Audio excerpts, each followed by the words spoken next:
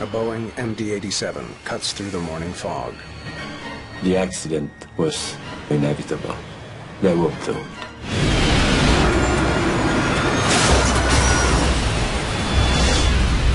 The plane, carrying 110 people, erupts in flames at Milan's Linate airport. This is the most serious accident in the history in Italy. Incredibly, no one at the airport has noticed the catastrophe. Hello, this is Tower. No, nothing. Valuable minutes pass.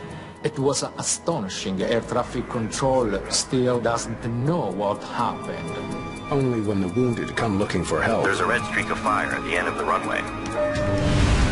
do authorities begin to realize that something is seriously amiss. My God. At one of Europe's busiest airports. Mayday, mayday.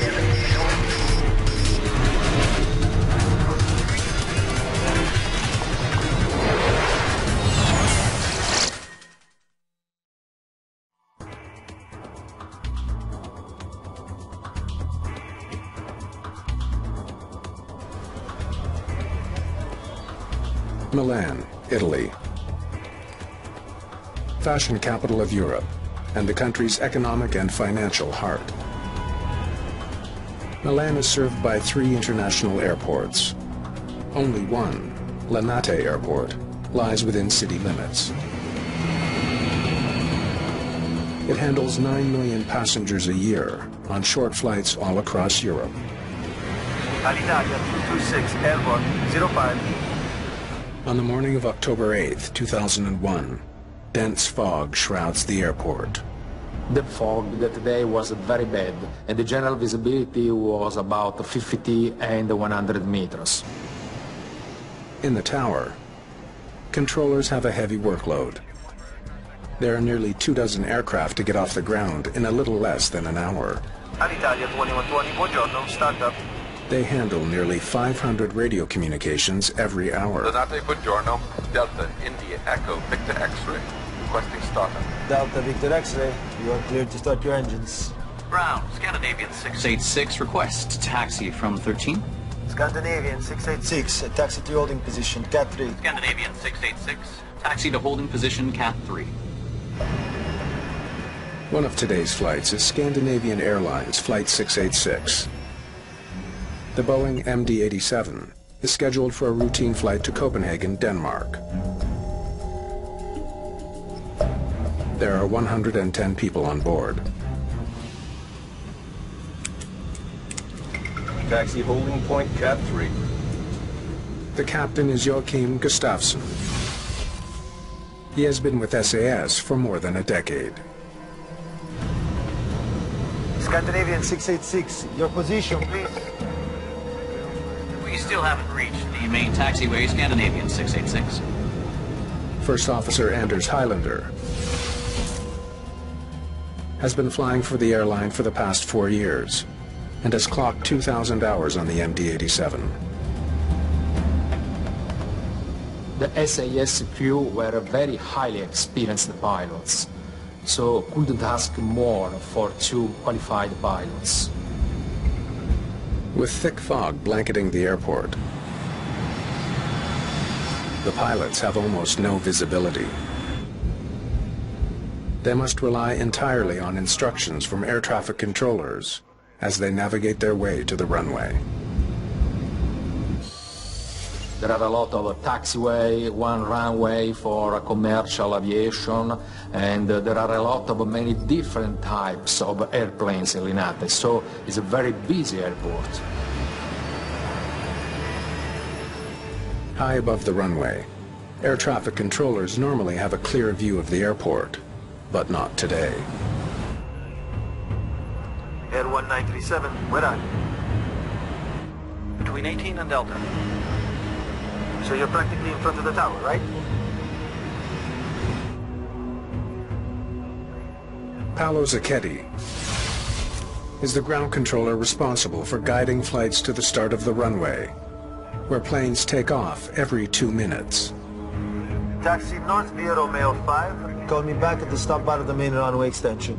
With Linate socked in, he's got his hands full. Scandinavian 686. Your position, please. Now you're on the main taxiway. Yes, now we are entering the main taxiway, Scandinavian 686. Taxi. At 8:01 a.m., Zacchetti hands SAS 686 over to the tower controller for final takeoff instructions. Tower, buongiorno, Scandinavian 686, sequence to 36 right. Ciao, Scandinavian 686, line up and wait 36 right. Line up and wait 36. The SAS crew must wait behind other planes taking off from Linate's main runway, 36 right. Alitalia 226, cleared for takeoff, 36. Report when rolling. Low visibility is not a problem on air. It's a very big problem on the ground because pilots depend completely upon the air traffic controller. Delta Victor X-ray.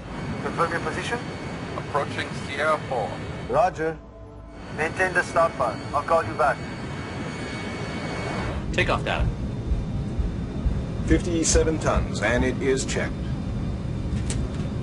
Checklist complete. Scandinavian 686 Linate, The wind is calm. Report rolling. when airborne squawk ident. Once the plane ahead has taken off, Flight 686 begins its takeoff roll down the airport's 2,400-meter-long runway. And we are rolling, Scandinavian 686. Auto throttle on. Set thrust.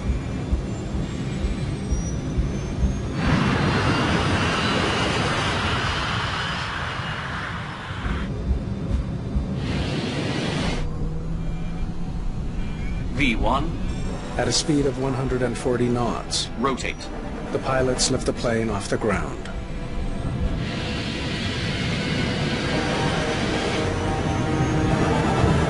What's that?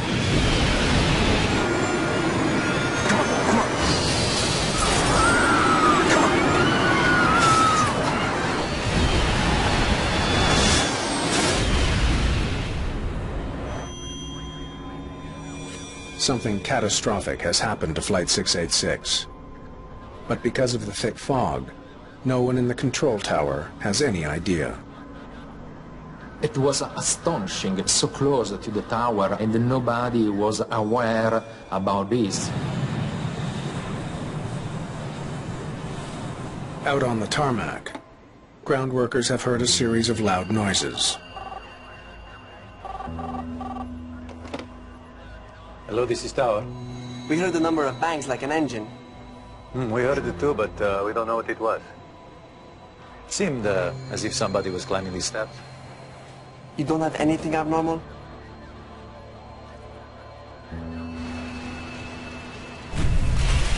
A passenger jet has been in flames for nearly a minute at one of Europe's busiest airports. But so far, no one knows. No, nothing. This was incredible to believe that this big accident happened and nobody could see what was happening in that moment. The crash site goes undiscovered until a customs officer spots an injured baggage handler stumbling from the wreckage.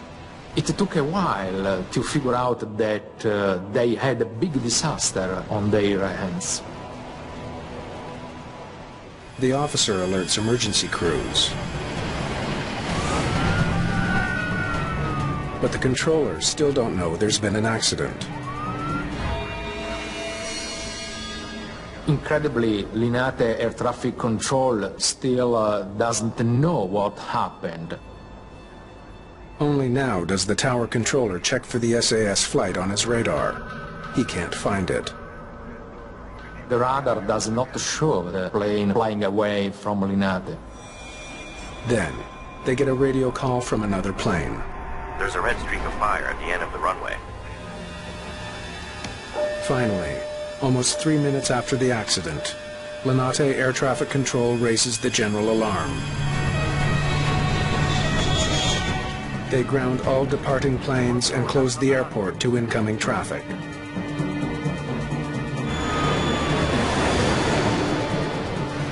Scandinavian Airlines Flight 686 has crashed and exploded on takeoff. But no one yet knows the true scope of this disaster.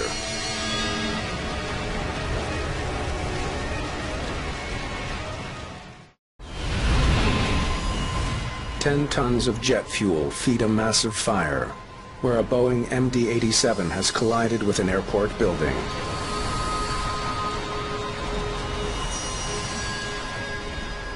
Awful, terrible devastation, the collapse of a roof of the hangar, and the saucer plane completely destroyed in many different parts, and unfortunately the dead bodies. The rescue people had problems to enter a cargo building to rescue victims because the airplanes was blocking the entrance.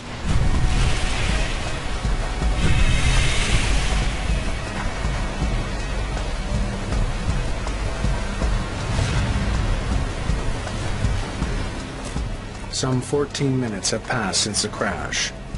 As emergency crews battle the fire, Linate air traffic controllers frantically try to understand what just happened. There are 2 aircraft unaccounted for. Paolo Zacchetti discovers a private Cessna Citation did not return to its parking position after all planes were grounded.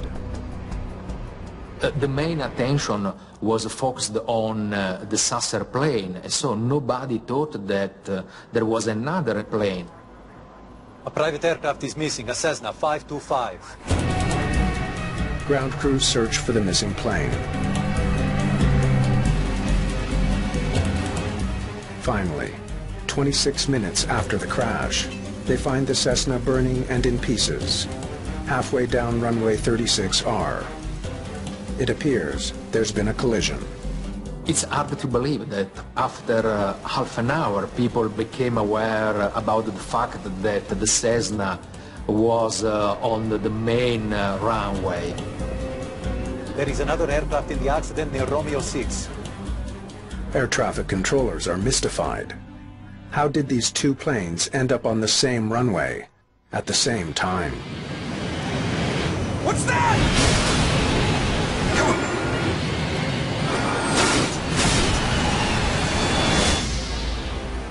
2 planes are destroyed. A hangar is in ruins. The scope of the tragedy is overwhelming.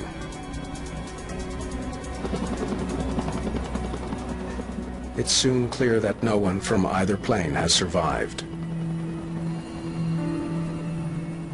The crash has killed 110 people on the SAS flight, and 4 on board the Cessna.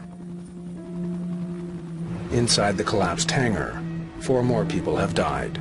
118 fatalities in all.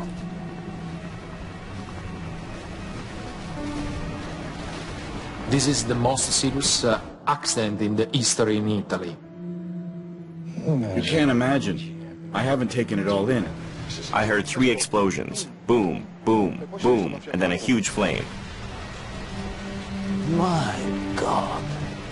Mario Pica is the lead investigator for Italy's National Agency for Flight Safety, the ANSV, but he's not in command of the crash site. It took me a few hours to get access to the scene of the accident. Unlike most countries, Italy treats aviation accidents as crimes. The police get priority at the scene. After an air crash in Italy, the criminal investigation automatically begins, and the police is involved in analyzing this event. Pica has a different goal. It was mandatory to find out really what happened and find the reasons that could help us to avoid it happening again. Grazie. First thing I remember was to have a look at the baggage hangar, where the rescue workers were still busy taking out pieces of rubble at the aircraft and looking for bodies and possibly survivors.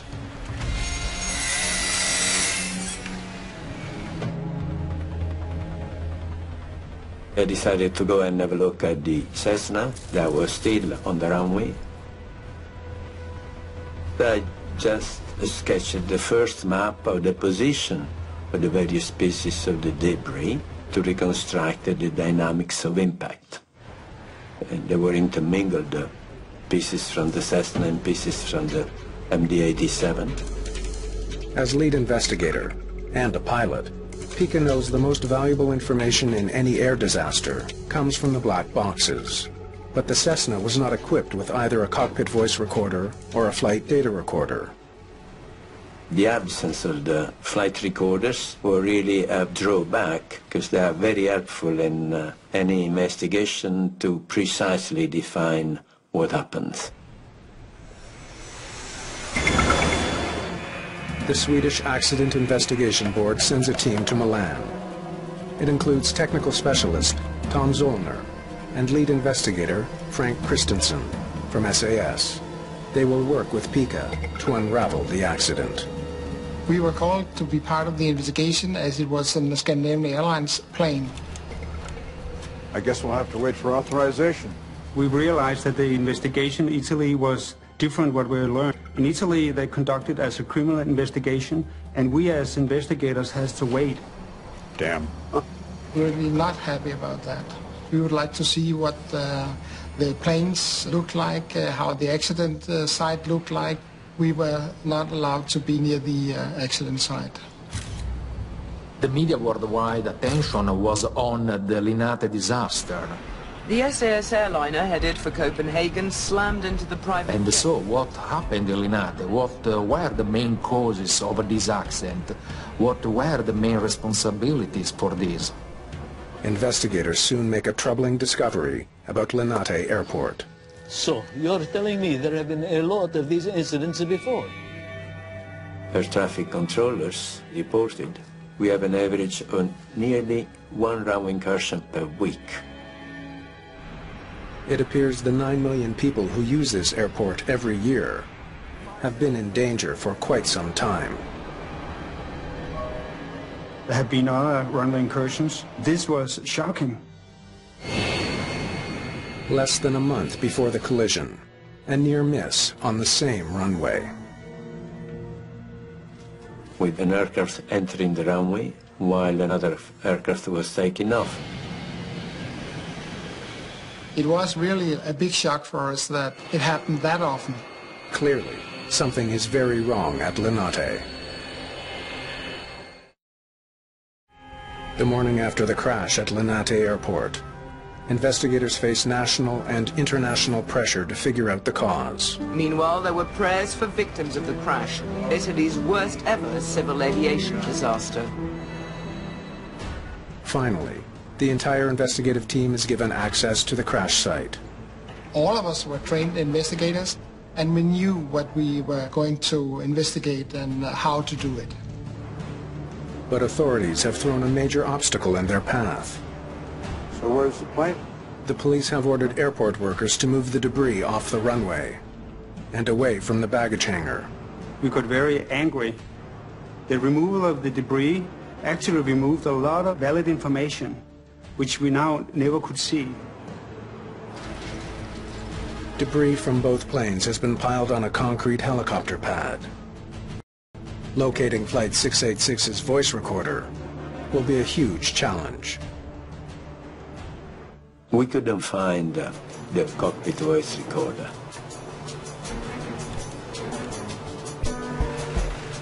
The importance to find the CVR was to check if the crew realized the collision was actually going to take place and see how well they were trying to avoid it. We can't know what the crew were doing without the CVR.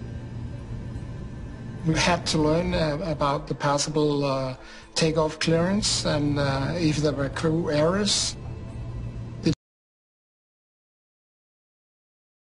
But did they not?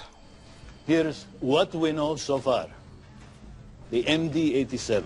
Measuring the distance, we ascertained that the MD-87 had traveled for about 40 seconds and gone 1,500 meters before striking the Cessna.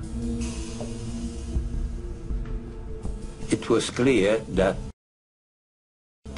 A collision had occurred on the main runway at the interception from taxiway. The MD-87 had continued its run, deviating slightly to the right until hitting the baggage hangar.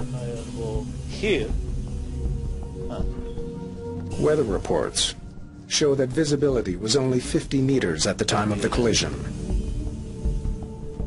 With the heavy fog of that morning, it was clear that the environmental factor was a contributing cause of the event. V1, rotate. Imagine an aircraft traveling at 72 meters per second. What reaction time would have needed to avoid the collision? The SAS pilots would not have been able to see the Cessna on the runway until a split second before impact. What's that?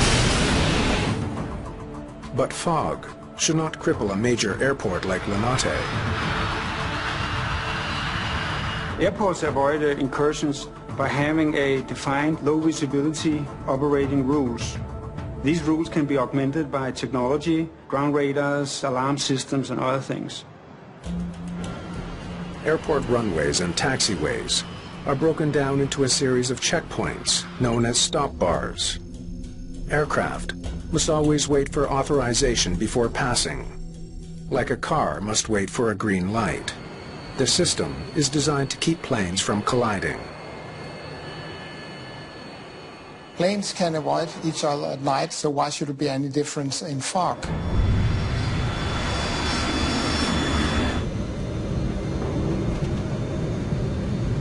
We have to consider this right off the bat. One of the first thoughts that came to mind was pilot error. The possibility of a pilot error. One of the pilots was not where he was supposed to be. Investigators need to know which one.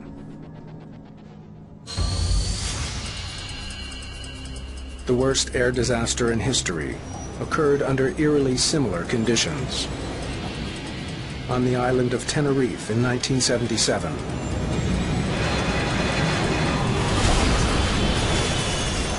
"583 people died when two Boeing 747s collided on the runway in heavy fog." In comparison with the Tenerife accident, it was both in dense fog, taxiing on the wrong taxiway was involved, communication was also involved as the KLM captain thought he heard a takeoff clearance, but he didn't. Investigators wonder if the Linate disaster is a case of history repeating itself. They learned that the brand new Cessna Citation jet had arrived in Milan following a flight from Germany. Delta, India. The German crew was now taking 2 passengers to Paris. Since the Cessna was not equipped with a cockpit voice recorder, and the CVR from SAS Flight 686 has not yet been found, investigators have only one record of what happened: the air traffic control recordings. We have to listen to the facts. Our expectation was that the ATC recording would reveal what actually was being said that morning. Investigators paid close attention to Paolo Zacchetti's conversations with the Cessna, call sign Delta Victor X-Ray. Delta Victor X-Ray, taxi north via Romeo 5, call me back at the stop bar of the main runway extension. Roger, via Romeo 5, call you back before reaching main runway. The Cessna was instructed to go north from the apron, along taxiway Romeo 5, to a taxiway that runs parallel to runway 36R. The route should have kept the Cessna off the runway. But he ended up here instead. Investigators make a shocking discovery. The Cessna went south from the apron, not north as instructed. It now appears the pilots made the fatal error that caused the accident. Call you back before reaching main runway.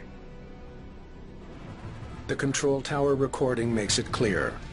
The Cessna pilots got lost on the way to the runway. The Cessna didn't follow the taxiway Romeo 5 for which it had been authorized, but took instead taxiway Romeo 6. The revelation leads to an important question. So why didn't anyone notice? Delta Victor X-ray. Continue your taxi on the main apron. Roger. Continues the taxi on main apron, Delta Victor X-ray. That is correct, and please call me back entering the main taxiway. Main apron? Main taxiway? The recording reveals that the air traffic controller did not clearly distinguish between aprons and taxiways. His choice of words may have led the Cessna pilots to believe they were headed the right way. An apron is a restricted section of an airport where planes park, are loaded, or refueled. Taxiways are roads from the apron to the runway. The communication with the tower and the pilots that morning of the accident was inconsistent. They used the word main for different things. Main runway, main apron, main taxiway. And please call me back entering the main taxiway. But Linate Airport has several aprons and taxiways, none of them designated as main. So that was a communication below acceptable standard. Play that again. Investigators also hear a puzzling transmission from the Cessna. Approaching Sierra 4. I don't see it anywhere. It's not here. Listening to the communications, I was baffled when I heard pilot reporting a Sierra 4. The controller's maps don't show S4 at all. Investigators are beginning to suspect the error goes beyond the poor communications between Zacchetti and the Cessna. Approaching Sierra 4. Sierra 4. I asked him if he knew where Sierra 4 was. Where is Sierra 4? I have no idea. That was very simple. He confessed he didn't know where Sierra 4 was.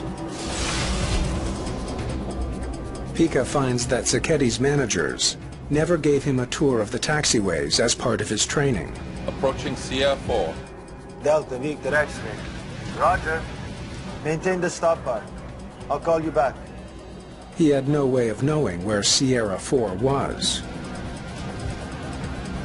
The Cessna now has to cross the runway to get to the apron. He keeps going past several signs that he's approaching an active runway.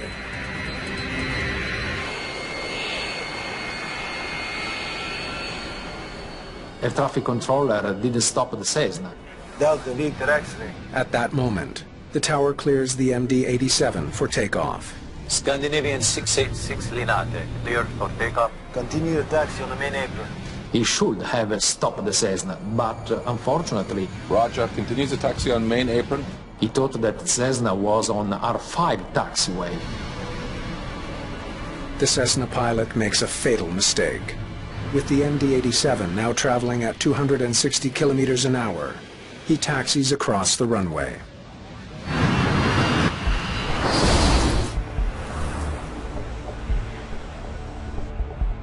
Suspicions about procedures at Linate Airport deepen as investigators learn that the exact same mistakes that led to the deadly collision were made by another plane less than 24 hours earlier. Frank, come and look at this.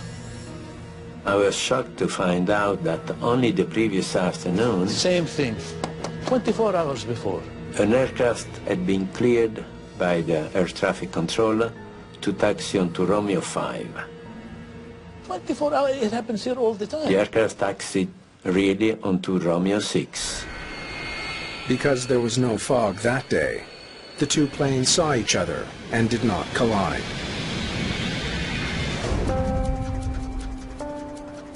Investigators are beginning to suspect that something about the airport, not bad pilots, may be the cause of the Linate crash and the frequent runway incursions there. When we found out that the Cessna pilot had taken the wrong taxiway, first question was to explain what did he see that brought him so much off course. Okay, this is where they started.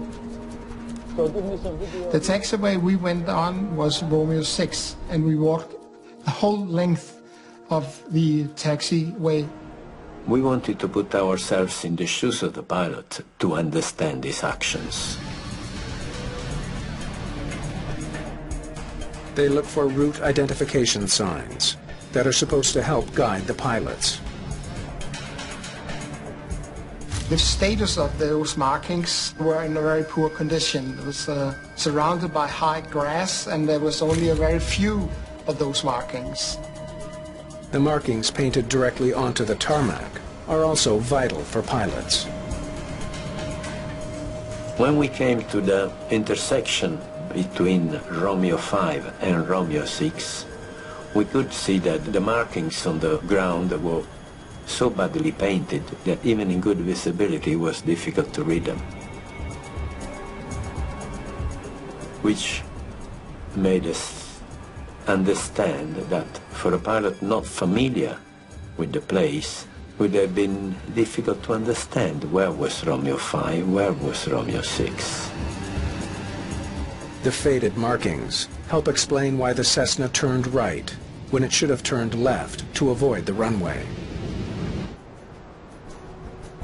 They also come upon the reason the Cessna pilot referred to the unknown position, Sierra 4. Approaching Sierra 4.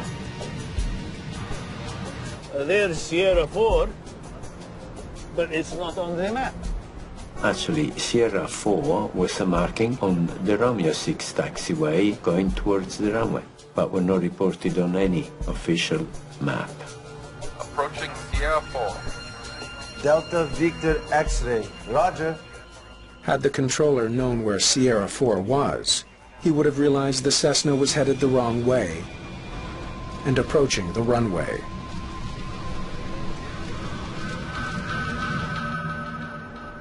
But inadequate markings and maps still don't explain the collision. Linate, like all modern airports, is equipped with motion sensor alarms to guard against runway incursion. Even with the failures of all other systems, the acoustic alarm should have worked, and we wondered why it didn't work. Reading the ATC communication recordings, we couldn't find any alarm going on when the Cessna aircraft crossed the stop bars and entered the runway. Pica decides to test the runway incursion sensors himself. I was told that possibly they didn't work, but we wanted to be certain. Okay, commencing test of the motion sensor alarm on taxiway Romeo 6. So, one night, when the airport was closed, we made an experiment going over and over through the sensors, but we had a man on the tower just to make sure that the alarm didn't go. Anything? No, nothing. Again. Eventually we found out that those alarms had been deactivated years before to avoid unnecessary alarms that were triggered eventually by an animal crossing or a car doing an inspection during the night. 1 week after the accident, investigators still have not located the cockpit voice recorder amid the aircraft wreckage. Finding the CVR was crucial in order to establish that there was no problems prior to impact. So I decided to sort through this giant pile of rubble and concrete and steel, and eventually we did find the CVR. The CVR of the MD-87 was carefully analyzed to find out what had been said on board, what kind of procedures were being done. Scandinavian 686 Linate, clear for takeoff 36. The recording shows that the SAS crew did receive the proper clearance to proceed down runway 36R. Cleared for takeoff 36 set. The SAS crew played no role in causing the accident. They were the victims of the airport's failings. The investigation into the Linate collision has identified one final factor that underlines how dangerous conditions at the airport had become. No. There is no ground radar Linate. We have not had it in years. The ground radar of Linate, the old one was dismantled, the new one was in boxes, had been there for years and not yet installed. Why? I don't know. Airport ground radar systems detect movement of all aircraft and vehicles. A vital piece of safety equipment at a busy airport. If you have ground radar, it's a good tool to establish what's going on at the airport, even in low visibility conditions. We can certainly say that if the ground movement control radar had been in place, the ground controller would have had the opportunity to see the aircraft crossing the stop bars, and possibly then would have stopped the aircraft before the collision happened. Delta Victor X-ray. Confirm your position? The Cessna took the wrong path due to flawed taxiway markings. Without ground radar, controllers couldn't properly monitor the movement of the Cessna. Add fog into the mix, and disaster was inevitable. When the Cessna and the SAS aircraft started moving, they were both doomed. The accident was now inevitable. Scandinavian 686 Linate, clear for takeoff, 36. Delta Victor X-ray. Continue your taxi on the main apron. And we are rolling, Scandinavian 686. Roger, continues the taxi on main apron. V1, rotate.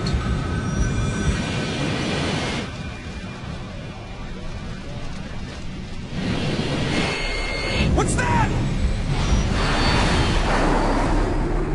The cockpit voice recorder gives investigators a detailed picture of what happened at the moment of impact.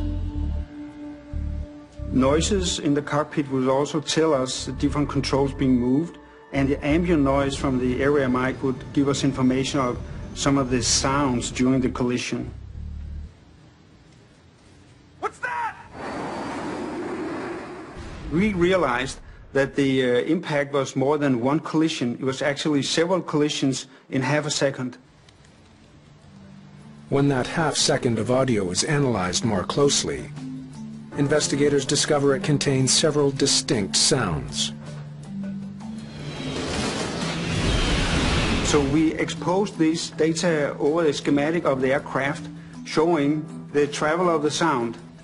By doing that, we could analyze that we have several points of impact during the collision. The painstaking research gives investigators a better understanding of how the two planes came together on the runway. The MD-87 first hit the Cessna with its nose landing gear at the Cessna stabilizer. And then in a short order of time, the left-hand main landing gear of the MD-87 hit the outer part of the right-hand wing of the Cessna, and then the biggest impact was the right-hand main landing gear of the MD-87 cutting through the cabin of the Cessna. Investigators conclude the MD-87 lost its right engine after the impact. The plane would have been almost impossible to fly. But remarkably, the pilots almost managed to do just that. After the collision, the MD-87 did actually got into the air. According to the flight data recorder, the aircraft was airborne almost 9 seconds. The captain made a heroic attempt to fly the airplane. He tried to accelerate the left-hand engine and use it, but they had ingested too much debris. And the pilot did an amazing work trying to control it. Up to the last minute, he tried to avoid impact. The pilots could not have done anything to avoid this accident because the aircraft was traveling too fast. Such a big aircraft cannot respond on a dime. It's impossible. I believe that both crew and both airplanes think they did everything right until the moment of impact. It's now clear that a badly flawed control system at Linate Airport led directly to the crash. What's more, it's beginning to look like organizational failures may also have prevented rescue personnel from saving lives.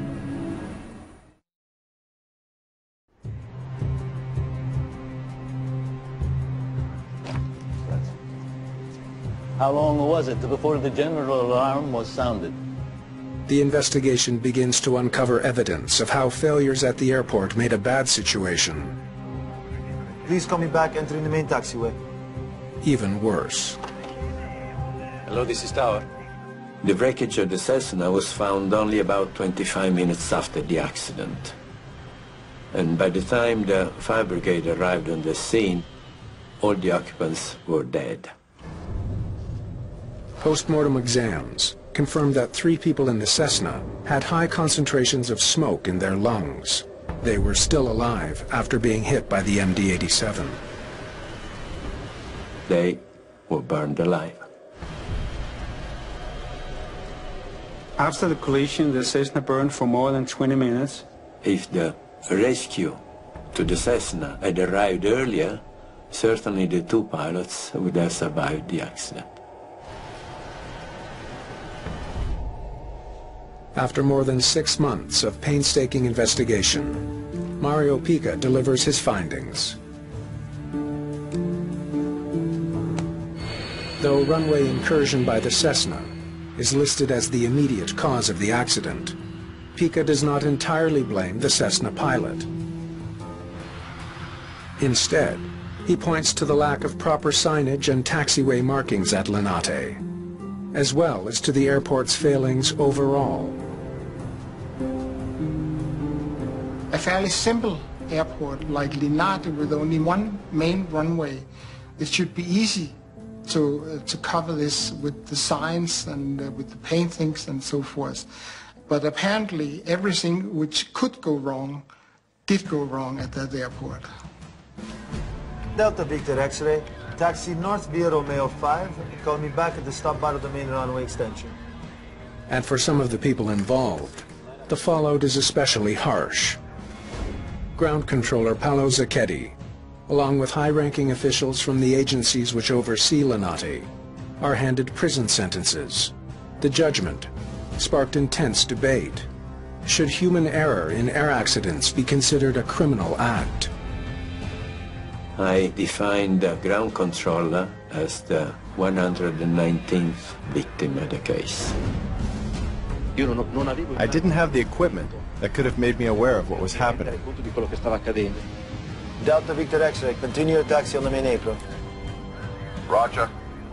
Yes, it is true he did make a mistake, but he is the result of a system that failed. Because of the tragedy, Linate Airport underwent a major overhaul designed to improve safety. Linate improved the airport by installing the ground radar. Some of the markings and signage was repainted.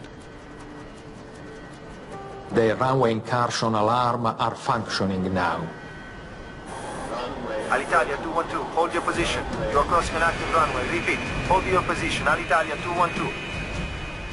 A big lesson learned in this accident, in my opinion, is that people are prone to get used to failures. There is no ground radar at Linate. Accepting latent conditions, getting used to a system that doesn't work, and by time, actually getting the whole system more and more dangerous.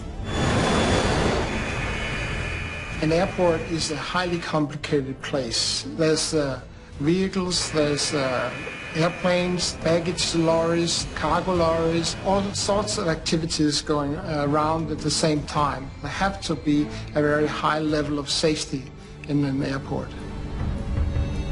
The reforms ushered in following the collision on 36R have made runway incursions far less likely and made Linate a much safer airport.